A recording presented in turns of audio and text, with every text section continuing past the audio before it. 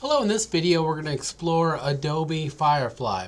So Firefly has been around for a little while. It's been Adobe's kind of umbrella term for generative AI and tools.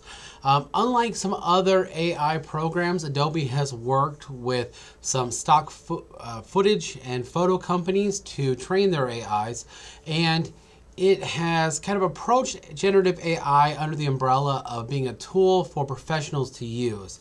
So some of the questions and concerns when it comes to copyrightability and other elements are addressed a little differently through Adobe, because of course they're wanting their users to be able to create images, create the elements, and use them within their work.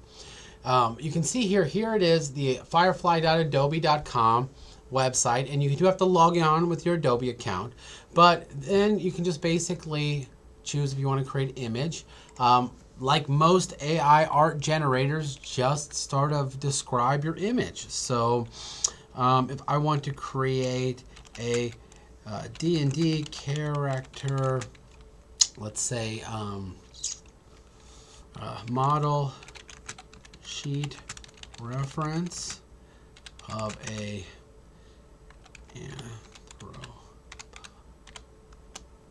I'm not the best at spelling.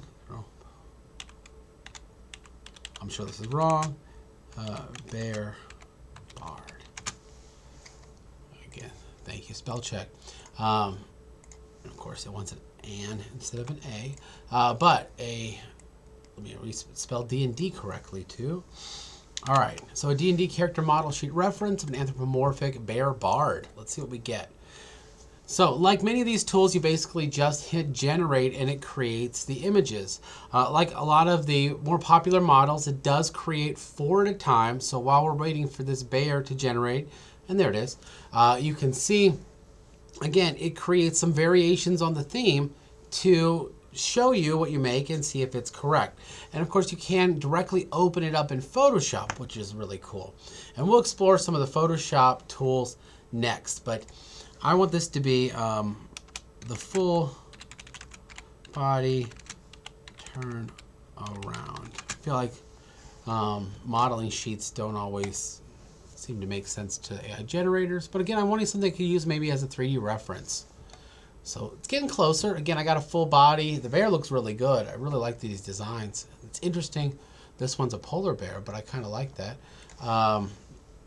Let me go ahead and declare front, back, side views, 3D reference. Again, I do a lot of 3D modeling, so I'm gonna maybe kind of go with that. Like a lot of these tools, using them as components works sometimes even better. All right, this is one of my favorite things about AI generative tools, is sometimes it just does not know what to do. So again, I try to give it different views, and it is having a lot of trouble. It looks like I can get a front view pretty good. This one's probably still the best one for what I kind of was imagining, although these aren't too bad. But let's kind of play with it. So a lot of these tools, again, I have to kind of tell it what you want and hope for the best. I always feel like image generation feels a bit like rolling dice. Getting the prompt just right can be rather difficult.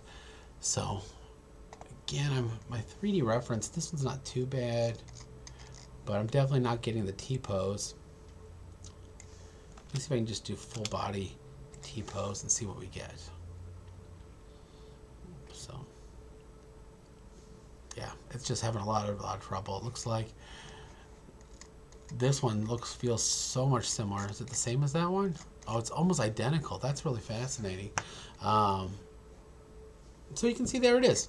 Now, one thing that's cool is, of course, we can generate these things and bring them into Photoshop.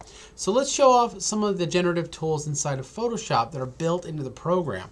I've had a lot of fun working with these. Kind of like this, you're going to see some limitations. You would think that Adobe, being kind of the major company when it comes to graphics productions for like the last 20 or 30 years, would be the best at image generation. I found that it works way better in Photoshop for editing images that already have a predefined look and style than trying to come up with something creative. So let's give that a look. Okay, in our next video, we're just going to jump over to Photoshop and play around with the generative tools, working off this image we created in Firefly and going from there. So I hope everybody enjoys seeing it.